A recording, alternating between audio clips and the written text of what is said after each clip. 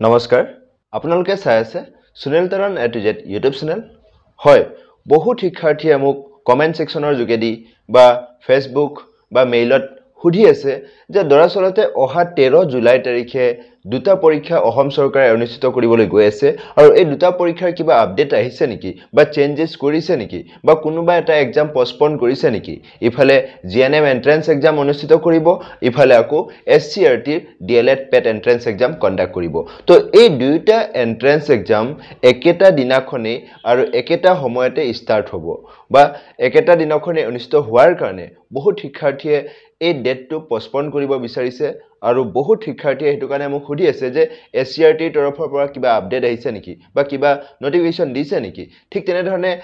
Srimanta Sankaradeva university of health সায়েন্সৰ তৰফৰ পৰা কিবা নটিফিকেশন দিছে নেকি চেঞ্জেছৰ কাৰণে তো মই আপোনালোকক এই ভিডিঅ'টিত জনাম দৰাচলতে তেওঁলোকৰ আপডেটছ কি আৰু এই পষ্টপন হোৱাৰ যি কথা পষ্টপন হ'ব নেকি নে নহয় সম্পূৰ্ণ কথা মই আপোনালোকক এই ভিডিঅ'টিৰ জৰিয়তে জনাম ভিডিঅ'টি শেষলৈকে চাব আৰু এনে ধৰণৰ ইনফৰ্মেটিভ ভিডিঅ' পাই থাকিবলৈ মোৰ এই চেনেলটি এতিয়া পৰ্যন্ত যদি সাবস্ক্ৰাইব কৰে সাবস্ক্ৰাইব কৰি মোক আগলৈ এনে ধৰণৰ নতুন নতুন ভিডিঅ' বনোৱাত প্ৰেৰণা যোগাব বুলি মই আশা ৰাখিলো তো বলক আজি মূল ভিডিঅ'টিলৈ হয় দৰাচলতে এইবাৰ অসম চৰকাৰৰ দুটাকৈ পৰীক্ষা দুটাকৈ যি এন্ট্ৰেন্স এক্সাম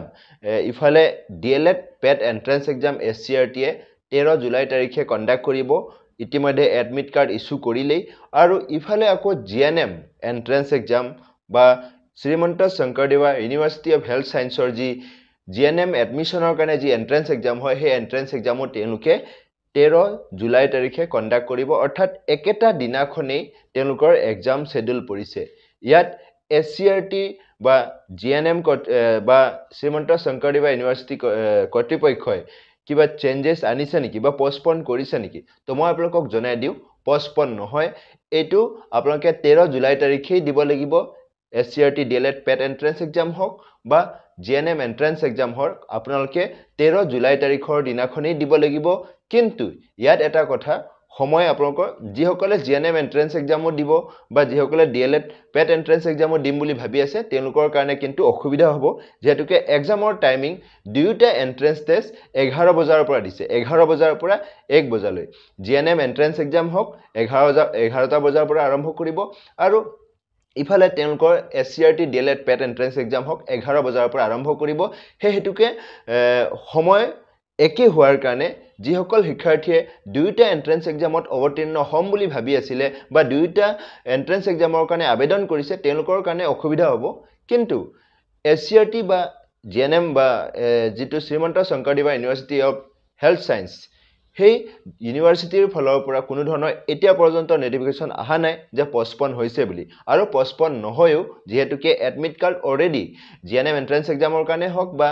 এসচিআৰটি ডিএলএড পেট এন্ট্ৰেন্স এক্সামৰ কাৰণে ইস্যু হৈ গল আৰু 13 তাৰিখৰ দিনাখে অনুষ্ঠিত হ'ব বুলি তেওঁলোকে অলৰেডি নটিফিকেশন দিছে 13 তাৰিখৰ দিনাখনে এসচিআৰটি ডিএলএড পেট এন্ট্ৰেন্স এক্সাম হৈ পেলে 28 তাৰিখৰ দিনাখন তেওঁলোকে ৰিজাল্ট পাবলিশ কৰাৰ কথা ঘোষণা কৰিছে হেয়া চেঞ্জ হোৱাৰ যি সম্ভাৱনা হেতু নাই আৰু কিয় পষ্টপন নহয় জিএনএম এন্ট্ৰেন্স এক্সাম হওক বা এসচিআৰটি ডিএলএড পেট এন্ট্ৰেন্স এক্সাম হওক পষ্টপন নহয় কিয় নহয় মই আপোনালোকক জনাই আছো স্ক্ৰিনত লৈ গৈছো তো এইটো আছিল জিএনএম এন্ট্ৰেন্স এক্সামৰ নটিফিকেশন যেটো তেওঁলোকে 13 জুলাই তাৰিখে কণ্ডাক্ট কৰিম বুলি ইয়াত স্পষ্টভাৱে মেনশন কৰিছে আৰু 13 জুলাই তাৰিখৰ 11 বজাৰ পৰা 1 বজালৈ কণ্ডাক্ট হ'ব তো ইয়াত তেওঁলোকে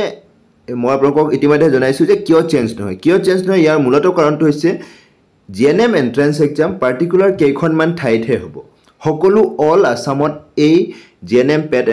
জিএনএম এন্ট্ৰেন্স এক্সাম নহয় অল ওভাৰ আসামত নহয় পাৰ্টিকুলাৰ কিছুমান ঠাইত হ'ব কিছুমান ডিস্ট্ৰিক্টত হ'ব যেনে এক্সাম্পল গুৱাহাটীত হ'ব ডিব্ৰুগড়ত হ'ব শিলচৰ হ'ব জৰহাট হ'ব বৰপেটা হ'ব তেজপুৰ হ'ব ডিফু হ'ব লখিমপুৰ নগাঁও নলবাৰী ধুবৰী কোকৰাঝাৰ তো ইয়াত চাওক আপোনালোকৰ তিনচুকীয়াত নহয় ইফালে আকৌ আপোনালোকৰ শিৱসাগৰত নহয় চৰাইদেউত নহয় গোলাঘাটত নহয় এফালে শোণিতপুৰত আপোনালোকৰ বিশ্বনাথত নহয় লখিমপুৰ হৈ পেলাই ধেমাজিত নহয় তো সবতে নহয় মানে পাৰ্টিকুলাৰ কেইখনমান ঠাইত 12খন ঠাইত তেওঁলোকে অনুষ্ঠিত কৰিব আৰু এই 12খন ডিস্ট্ৰিক্টতে জিএনএম এন্ট্ৰেন্স এক্সাম হ'ব তো বাকি অল ওভাৰ আসামত যেহেতুকে এসচিআৰটি পেট কি হয় অল ওভাৰ আসামত হয় য'ত যেহেতু শিক্ষক প্ৰশিক্ষণ প্ৰতিষ্ঠান আছে তো তাত এন্ট্ৰেন্স এক্সাম হ'বই তো অল ওভাৰ আসামতে শিক্ষক প্ৰশিক্ষণ প্ৰতিষ্ঠান আছেই তো হেতু কাৰণে অল ওভাৰ আসামতে এছচিআৰটি পেট এন্ট্ৰেন্স এক্সাম হয় কিছুমান যেটো এন্ট্ৰেন্স এক্সাম হ'ব ডিএলএড পেট এন্ট্ৰেন্স এক্সাম ডায়েটৰ অৰ্থাৎ যেটো জিলা পৰ্যায়ৰ যি শিক্ষক প্ৰশিক্ষণ প্ৰতিষ্ঠান আছে সেই অনুষ্ঠান বা প্ৰতিষ্ঠানখনৰ ওচৰে পাজৰে যিবিলাক এক্সাম সেন্টাৰ আছে তাতে হ'ব তাতে তেওঁলোকে এক্সাম সমূহ কন্ডাক্ট কৰিব তো হেতু কাৰণে ইয়াত চেঞ্জ হোৱাৰ সম্ভাৱনা নাই চেঞ্জ নহয় পস্পন নহয় এটো ডেটতে আপোনালোকে ডিএলএড পেট এন্ট্ৰেন্স এক্সাম হওক বা জিএনএম এন্ট্ৰেন্স এক্সাম হওক আপোনালোকে দিব লাগিব তো ইতিমধ্যে আপোনালোকে গম পালে যে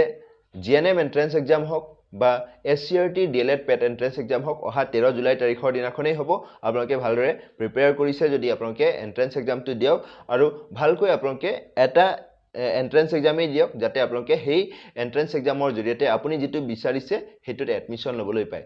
কোনোবাই যদি জিএনএম পঢ়িম বুলি জিএনএম এন্ট্ৰেন্স এক্সাম এপ্লাই কৰিছে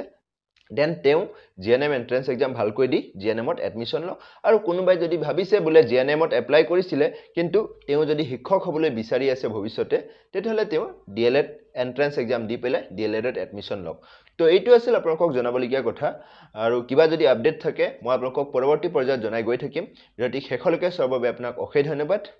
জয় আই অসম